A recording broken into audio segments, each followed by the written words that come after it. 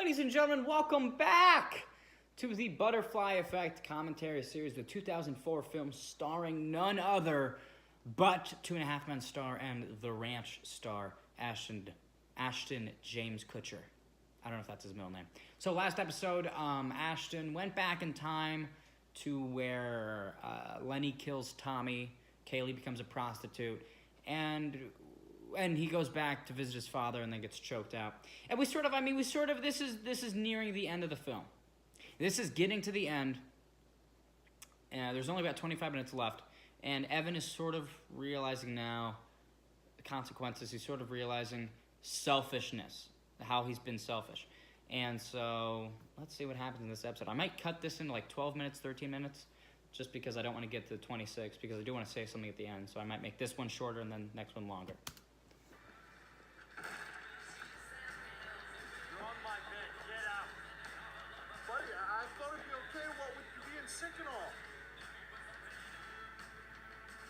So Thumper's having sex with another. I don't know how he has so much sex. He literally is a sex machine. I'm not going to say it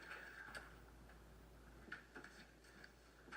So Thumper and his girl leave the room with Ashton Kutcher's sheets. The last thing I remember before the blackout was holding my hands over Kaylee's ears. I think I was more focused on her hands on mine than the mailbox. Right, so this scene is a bit weird. So he's going back in time to where the mailbox explodes and kills the woman and her child. Ladies, stay back! Don't go near the mailbox! Idiots! I mean it, woman, get the hell back! I'll save you, lady!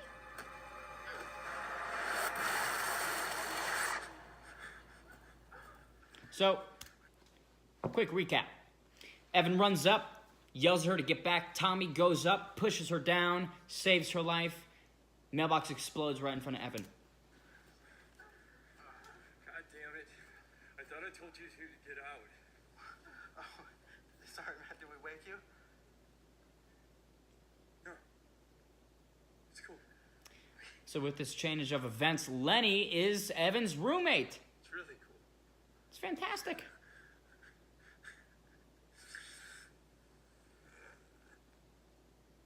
Except, and there's a big except here, Evan no longer has arms.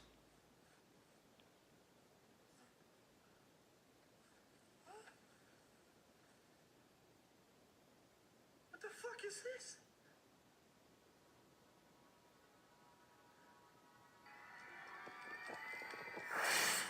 Can you see this on?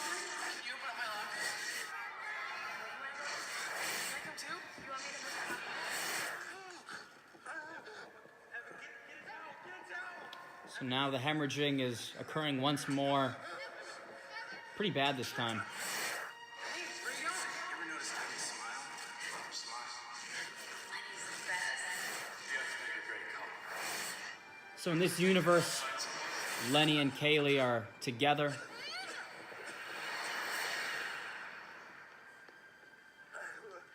are we going?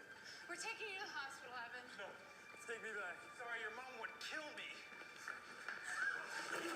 So they're taking Evan to the hospital. Get back, Lenny!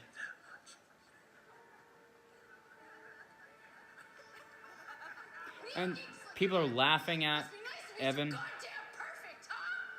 Fucking losers. I don't understand why they're laughing at him. I mean, he literally is Get him over, get him over. very disabled. He does not have arms, and people are laughing at him. That's How's your head feeling, awful. buddy? Yeah, I saw that girl you went home with. She borrow your razor this morning? Hey, it's Tommy. Hey, Tommy! Tommy! Hey! What's up, guys? Hey, man. I did what you said. We're pooling our student funds with the Hillel House and we're having an awareness dance. Awesome. Yeah, maybe I can spin my chair around a techno remix of Hava Nagila till I puke. Maybe we should be getting to class now. Well, what's the point of science class now? Tomorrow I could wake up a dirt farmer in Bangladesh. Let's go for a stroll.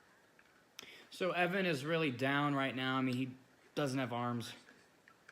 That would upset anyone, really, to have that happen to them, like, in a day. Just in general. This was a rough. I honestly, why am I doing this? He's taking us out? He's a twisted fuck.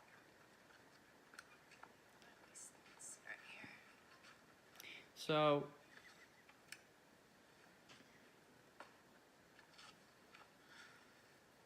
Want a granola bar?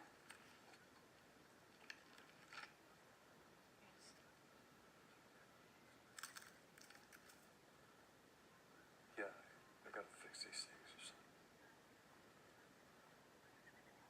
Kid, do you ever think about us?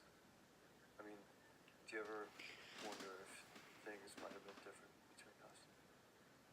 Sure, Evan. You were the first person I really ever cared about. I was? Yeah. That's why when I was little, I never went to live with my mother. I don't get it. When my folks split up, they gave me and Tommy a choice who we wanted to live with. And I couldn't stand my dad. But I knew that if I went to move with my mom, I'd never see you again. which calls into question when Evan moved away, he did not care about Kaylee. He forgot about her for 7 years. Well, it's crossed my mind from time to time. And? Well, a lot of things have crossed my mind, Ev. I mean, I could play out the entire movie of our lives in 1 second. Boom, we fall in love, we get married, we have kids. Our kids grow old, as do we. Matching burial plots, the whole thing. Glad it took a lot longer to spit out than to imagine. Things like that usually do. So, do you think that it might have worked? Yeah. I mean, but that's not how things wound up. I'm with Lenny. Lenny's your friend, and that's where it ends. Whoa. Would it make a difference if I told you that no one could possibly ever love anyone as much as I love you? But that's not exactly supported by what the film has established. You know, I'm not saying that. I don't, Yeah. you know, I'm just saying it, like, if you were a girl, would that be something that you would want to hear? Hold on 1 second. Lenny's calling. I'll be right back, okay? So again, this is another example of the soundtrack. Just the nice little notes. The nice little emphasis. Not overriding, but extremely supplementary. And this is where we, I think, see Evan realize that he has no chance with Kaylee in any timeline ever. Anything he does will not result in happiness in that relationship. And so we come to him trying to kill himself in a bathtub.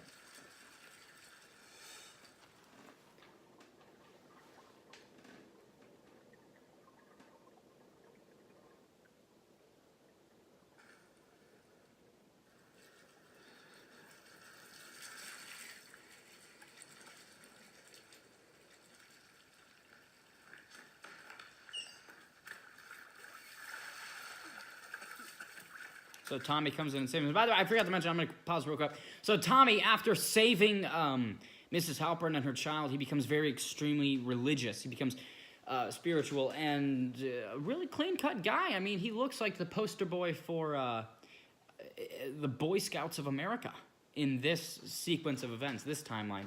His hair is very nice, clean, tight cut. He's wearing a vest with a dress shirt. I mean, he's very put together.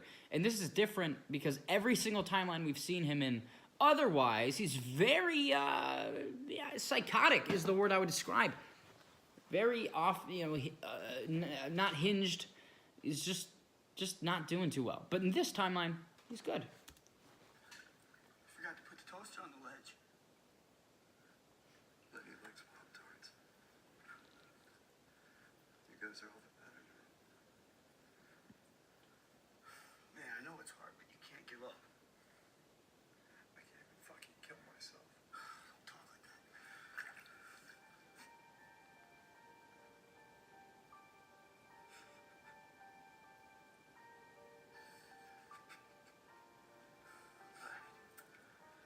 get you out of here. Visiting hours are almost over.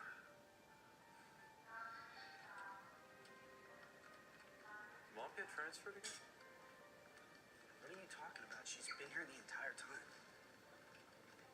And so also in this timeline, his mother has taken up chain smoking, which has led to some severe lung problems. Good, kiddo.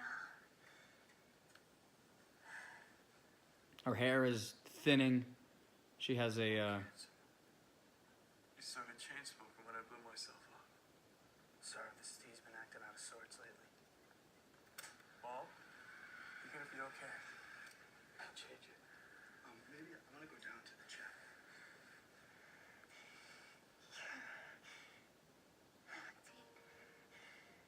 Just like your father. I'm gonna get you out of here, okay? No. You're not gonna hurt anymore. I'm gonna fix it.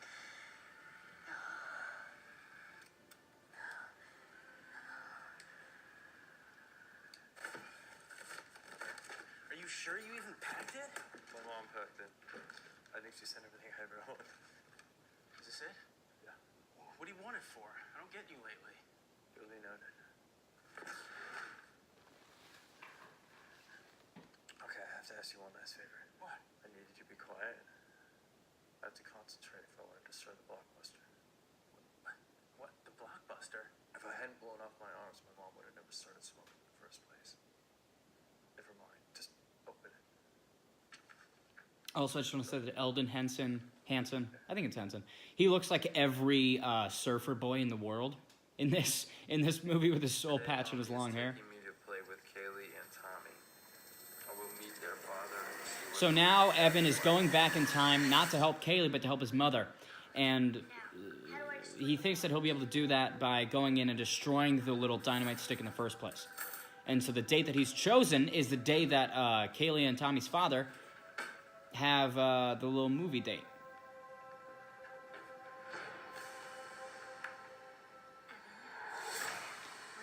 And so now we see another scene from the beginning when Evan's holding the knife. It's not to that didn't work. do anything. He was taking the knife to Turn it. stop the blockbuster. That's interesting. Never wanted to be in the movie anyway. These kids, my clothes were missing. This part of the story, Robin Hood just married Maid Mary. And they have to kiss and stuff, like grown-ups do. Wait, I need my belt. So Evan walks over, grabs the cup with the TNT, takes it out, Don't even bother about a belt. and for some reason, Back off, fuckbag. Amazing that word never fails to make an impression with you. Easy does it, Evan. Don't be a bad boy, or I'll tell your mother what a naughty little shit you are. And I'll tell Child Protective Services about your little kitty porn endeavors. One step closer and I'll shove this up your ass. Hey, that's dangerous. It could blow off your hand. Been there, done that.